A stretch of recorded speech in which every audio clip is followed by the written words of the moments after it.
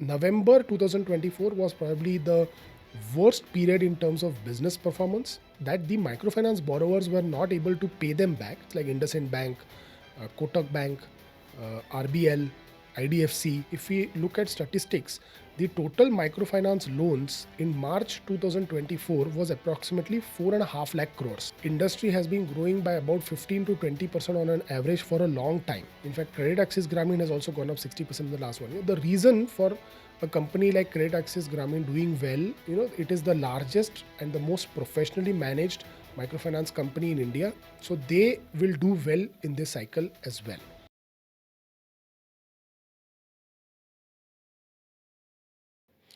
Hi, my name is Amey Kulkarni from Candor Investing. We are a SEBI registered investment advisor. Today I'm going to talk about a topic that we had discussed exactly 1 year back, the microfinance industry. So let me briefly go back to the investment note that I had shared at that time. So what was happening in the microfinance sector? Let me give you a brief background. What had happened is, because of the COVID second wave, there were severe lockdowns in India and the world. And what essentially happened is, the customers of these microfinance companies typically have businesses which need physical contact with their customers, which meant their income severely suffered. So during the COVID first wave and the COVID second wave, which was around May 2021, all the microfinance companies were in severe crisis. However, the RBI came to their rescue with loan moratoriums, and the entire industry came back to normalcy by mid 2022. In fact, RBI came out with a lot of supportive regulations and liquidity infusions, which helped the industry stand back on its feet. What happened in 2022 and 23 was that when the normalization of the economy happened, the demand for loan growth substantially increased. And in fact, all microfinance company did excellently well in 2022 and 23. In fact, many small finance banks which had a very heavy microfinance portfolio came out with their IPO, like Jana Small Finance Bank, ESF Small Finance Bank, Suryodaya Small Finance Bank, and some of the others. Many of the microfinance NBFCs also came out with equity raises during this period, and this 2022 and 23 was characterized as high growth, high potential period for this sector. RBI came out with revised regulations for the microfinance industry, in which they did away with lender capping in 2022, which these regulations got effective in April 2022. The consequential problem that arose in 2024 because of these regulations was that there was overlending in this sector, and that problem came to the fore somewhere around July 2024. What ended up happening 2 years after COVID was that all microfinance companies became extremely aggressive with their lending practices and overlent to the end customer. When this problem got exacerbated because of a severe heat wave in April, May 2024, industry self-regulatory organizations, which is MFIN and Sadhan, came out with guardrails which put in a lender capping of 4 lenders for every borrower. Now, historically, if we understand the microfinance sector, the major thrust of this sector was what is called as financial inclusion. The segment of borrowers, which are the lower middle class and the poor people, do not have access to formal credit. So the main purpose of this sector was to be able to get that segment of the society, that segment of the productive people to formal credit. So the alternative to these of credit for these people was local money lenders who will charge exorbitant rates, sometimes 10% every month, right? So now by 2024, financial inclusion had already been achieved. What ended up happening in this cycle was that from credit starvation, the society and the customer segment had moved to excess credit and overlending.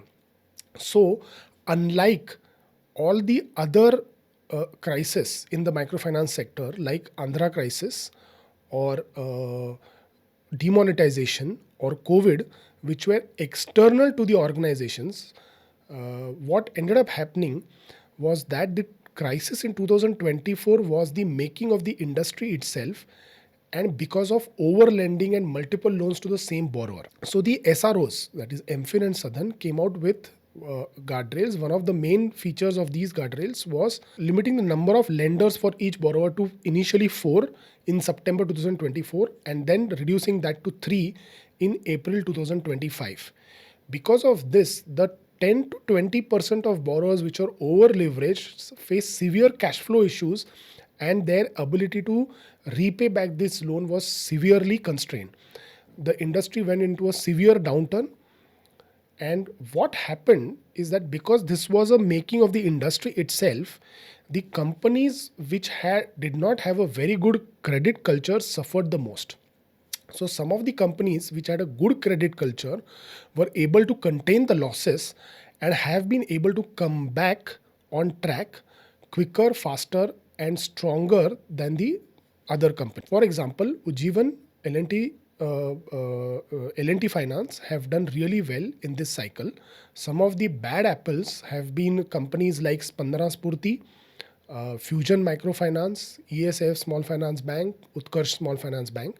In fact, their operational models broke down during this period because the attrition was extremely high and the discipline at the center meetings started suffering, which meant that if these companies were able to collect a large portion of their EMI dues at center meetings, now they had to go and knock the doors of each of these borrowers to try and collect the loans, right? The repayments of the loans, which basically meant that they just did not have the time to do it. What used to happen at one place within 2 hours for 10 people together now required multiple follow-ups at the house of the borrower for separately for each of these 10 borrowers. So what has happened, the difference between this crisis and the other crisis is that the entire industry suffered and the entire industry came back to normalcy. So now let me explain the investment thesis. The investment thesis is that this is a classic cyclical story. Profitable business attracts many entrants. So what happens is that many companies start microfinance businesses, including big banks, small finance banks, microfinance NBFCs. Competition enters, too much competition enters, too much overlending happens, NPAs increase, collections reduce. Many companies suffer. The bad companies suffer more than the good companies, but everybody suffers, because of which many companies have to start winding down their businesses. Because see, what ended up happening was these microfinance companies were getting, so look at a NBFC MFI, right? NBFC microfinance institution. They have to borrow money from banks and other sources and then lend money to borrowers. For them, what ended up happening was their borrowers stopped paying them, right? Their collections dipped. So they had problem on the asset side, on the borrowers not repaying them, and the banks and other institutions, financial institutions, which were lending to these NBFC companies also started becoming more strict and risk averse to lend them. So these companies had problem on both the sides. Now what ends up happening is they had to reduce their lending book dramatically. In fact, if we look at statistics, the total microfinance loans in March 2024 was approximately 4.5 lakh crores.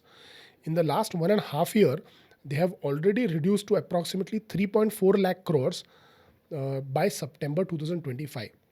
This is a reduction of almost 22% in the total outstanding loans in a short span of 18 months.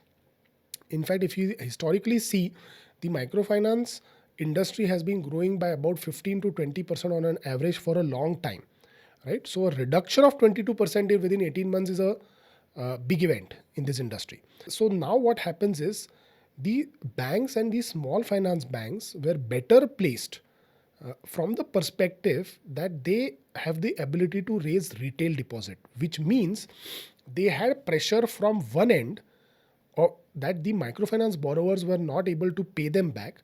However, they did not have a problem on the deposit side because typically in a bank in retail deposits, most of the depositors don't look and check and are not too much worried about what is happening on the asset side. This is largely true, not always true, but largely true. So the banks and the small finance banks were better placed in this cycle because they had to only tackle one side of the problem. They did not have to tackle two sides of the problem, right? So if you see so the easiest way of figuring this out is to just map the quarterly growth or the deceleration in the loan books of each of these companies. The second part is that banks had about so many banks are quite large in the microfinance space, like IndusInd Bank, Kotak Bank, RBL, IDFC. A lot of these banks had approximately 8 to 10% of their book in microfinance. That's a very small percentage, and they suffered quite a bit. So if we actually track many of these companies, their loan books have now shrunk by almost 50% in the last 18 months. So their focus was not microfinance, and hence they have suffered the most. So it's like, it was an also ran kind of a book, which is very profitable. And when trouble came, that was the most unprofitable section of their entire loan book. Now, if we come to small finance banks, there is good performance and very bad performers in small finance banks as well. However, specifically two banks are doing relatively better. One is Ujjivan because they have a better credit culture. So if you look at their credit costs, it's much lesser. Suryoday Small Finance Bank has done very bad on the credit side. However, they have what is called as the CGFMU guarantee, which means the insurer, which is a government department or a government agency, is going to pay them 72% of whatever credit losses that they suffer, which basically means even if they have a 10% NPA, they actually end up only losing approximately 3%, right? And there is, of course, Jana Small Finance Bank, which is approximately 30% in microfinance loans. Most of their other loans are affordable housing or micro lap or MSME finance, gold finance, commercial vehicles. So these three small finance banks are relatively better placed to come out of this crisis. If you actually see the performance of the stock prices, November 2024 was probably the worst period in terms of business performance. Some of the companies have actually fallen 30-40% even from the November 24 prices in the last 12 months, like Spandana, Spurti, and Fusion. But if we see the better performing companies like Ujjivan, Small Finance Bank, that stock has actually gone up by almost 60% in the last 1 year. In fact, CreditAccess Grameen has also gone up 60% in the last 1 year. The reason for a company like CreditAccess Grameen doing well in terms of stock performance in the last 12 months is because it is the largest and the most professionally managed microfinance company in India. Their ability to raise equity is the highest. It is well regarded by the institutions, and simply the scale and the depth of the management is the best in the industry. So they will do well in this cycle as well. What is the current state of the businesses right now? So the darkest days were after the implementation of MFIN Guardrails 1 in June 2024. So that quarter, July, August, September quarter was the worst quarter. So from November 24 was like the bottom. So the collections have started improving. The X bucket collection efficiency has started improving for almost everybody across the sector. And what we see is also that disbursements have also started improving for the better players in the last 2 quarters. Since Q4 and Q1 FY26, what has also started happening is slippages, right? The amount of loans that are going into NPAs every quarter has started showing a declining trend for some of the better companies in this sector. So there is clear indication that the better companies are almost out of the at least the worst part of the cycle, and the cycle is showing signs of turning. Now, what is the other benefit for some of these small finance banks is that they have other loan books. In the last 18 months, they have gone extremely aggressive on expanding their other assets, right? So most of these small finance banks are also into MSME lending, two-wheeler finance, commercial vehicle finance, affordable housing, and micro lab. And in fact, many of them are also started a gold lending business as well. So when for the last 1.5 year, microfinance suffered, these institutions, these banks have grown their non-microfinance book at a brisk pace. Now, if you look at say 12 to 24 months down the line, the trouble in microfinance will be over. The non-microfinance businesses would have achieved certain scale, which means they will start showing profits. Of course, assuming that they have been built well and the credit culture is good, and essentially they will cross the line of break even, which means non-microfinance book will be substantial and profitable, and profitability will also return back to microfinance to some degree. So I am not making predictions whether microfinance in 2026 will be more profitable than microfinance in 2016 or 2018. I have no clue. But it will not be as bad as 2024. So microfinance book will be profitable, non-microfinance book will be profitable. These companies will start showing much better financial numbers, say 12 months down the line. And of course, what is the biggest advantage for us as investors in public markets is that nobody wants to be in a sector which is falling. So what has happened is lot of investors have exited these microfinance companies. The biggest advantage that we have as public market investors is to take advantage of the sentiments of the market or the public in general, right? So the sentiment turned extremely negative in 2024 for these companies.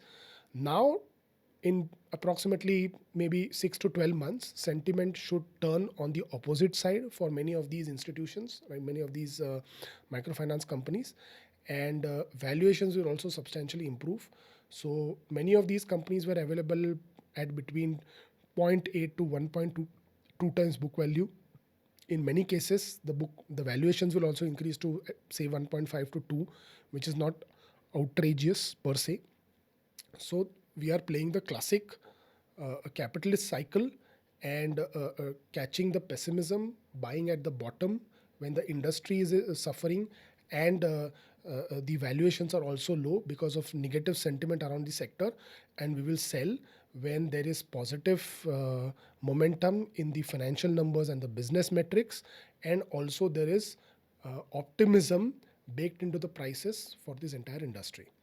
This entire cycle investment would last about 2 to 3 years, and we will probably end up making good money in this. Thank you.